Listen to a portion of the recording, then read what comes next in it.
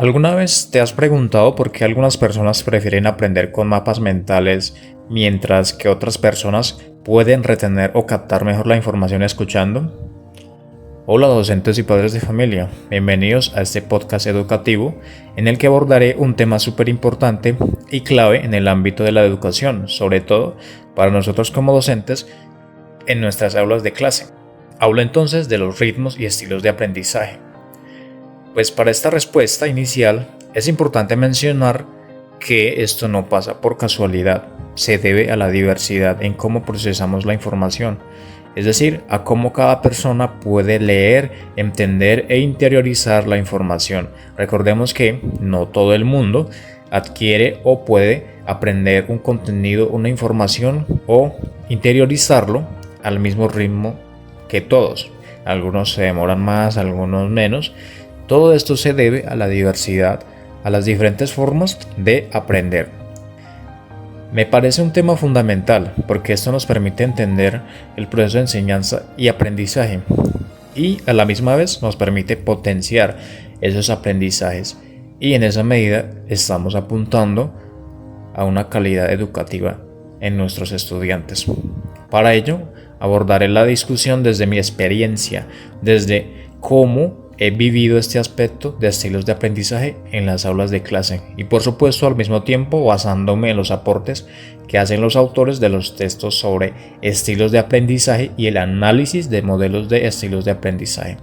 Por lo tanto, si eres una figura apasionada por el desarrollo y mejora de la educación, este tema te podrá ser de mucha utilidad, puesto que lo considero como una apuesta para transformar los procesos de enseñanza y aprendizaje. Así pues, yo soy John Dairo Restrepo, docente de la institución educativa La Inmaculada Mistra Torres Aralda, de nivel secundaria y media, interesado por entender y apoyar los procesos de aprendizaje de nuestros estudiantes. Bienvenidos. Para iniciar, vamos a abordar algunos conceptos importantes que nos van a permitir entender y profundizar de mejor manera este aspecto de estilos de aprendizaje. Y una de ellas es la enseñanza. En este aspecto, basándome en mi experiencia como docente de aula de secundaria y media, puedo decir que el conocer las diferentes formas en que los estudiantes aprenden y abordan los conocimientos es todo un reto, ya que esto es algo nuevo que se viene tratando de integrar a la didáctica docente. Siendo así, estoy de acuerdo con Felder 2010 cuando dice que los estudiantes aprenden mejor cuando las estrategias del docente son de acuerdo con cómo los estudiantes aprenden y no de manera general, sino de manera individual. Quisiera agregar también lo que plantea el modelo de Kolb. Por ejemplo, este clasifica a los estudiantes que aprenden en 4 categorías: convergentes, divergentes, asimiladores y acomodadores. Y basándome en mi experiencia, he observado que los estudiantes convergentes son más de sobresalir en actividades prácticas como proyectos de programación o diseño, mientras que los divergentes son buenos en actividades como debates o análisis creativos, donde se da mucho más el proceso de pensamiento reflexivo crítico.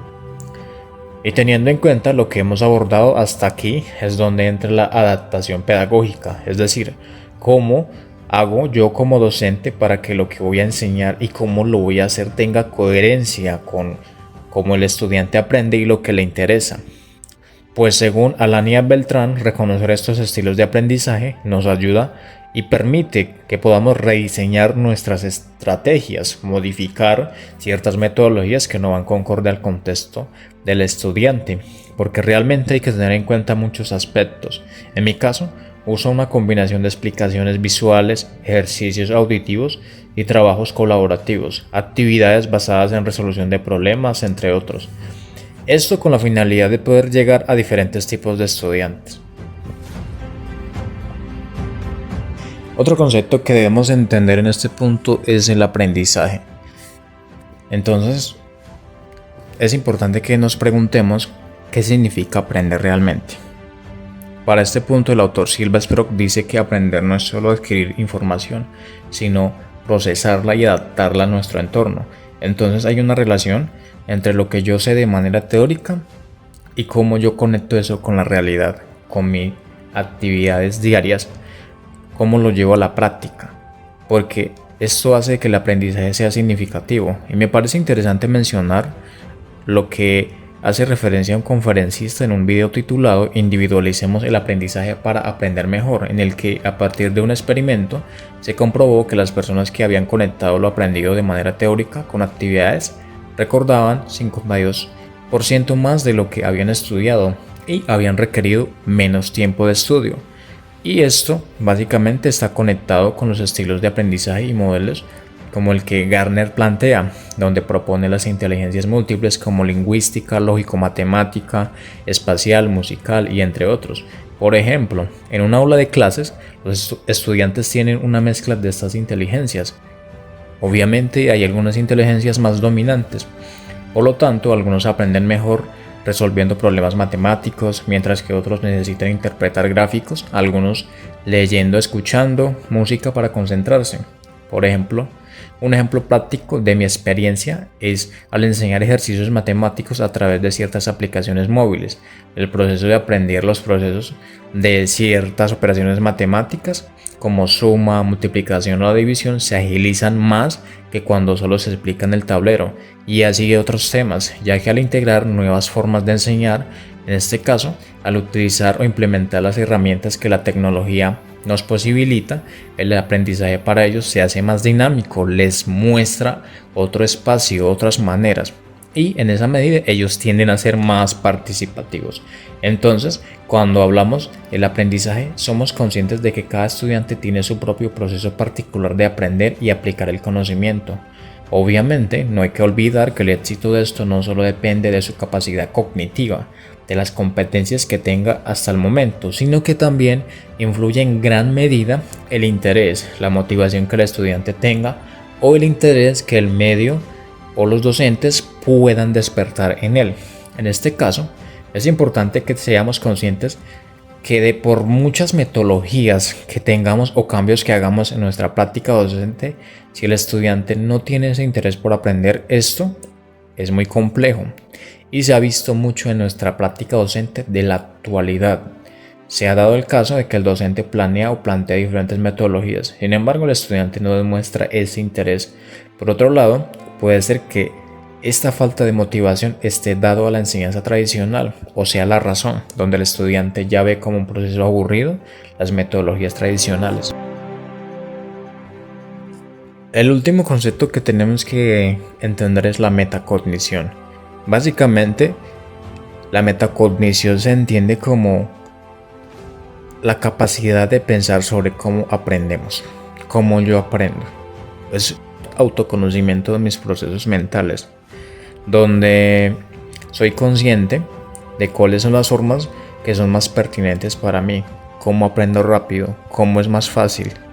Entonces consiste básicamente en ayudar a los estudiantes a que sean conscientes de cómo aprenden, cuáles son los contenidos que les facilita aprender un concepto. En mi experiencia, una de las estrategias para facilitar o fomentar la autocognición en las aulas es que ellos construyan de alguna manera un diario de aprendizaje donde el estudiante reflexiona sobre esos aprendizajes, sobre los procesos, sobre qué aprendizajes fueron más complicados, cuáles fueron más fáciles y cómo superaron esas barreras de aprendizaje. Y al mismo tiempo, ellos plantean otras posibilidades, otras maneras en las que pudieron enfrentar a esas limitaciones de aprendizaje.